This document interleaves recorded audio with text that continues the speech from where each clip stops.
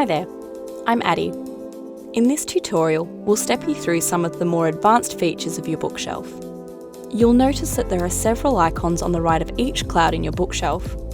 This profile icon refers to the number of members in each class cloud, your classmates and teachers, while the book icon displays the number of resources housed in that cloud. One advanced feature of the bookshelf is the Export Annotations function by using the following steps. Right-click or long hold on the thumbnail of the ebook you wish to export annotations from and select More. Select Export Annotations. Here you can view both your own private annotations and the shared annotations for that resource.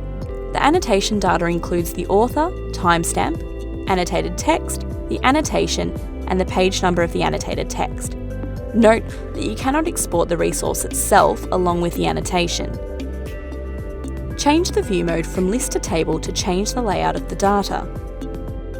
Change the maximum number of annotations to export, with 100 annotations being the maximum amount.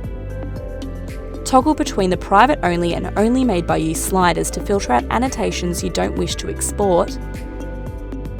Select Print Preview to view the data as a printable document, selecting Print if you wish to print the annotations directly.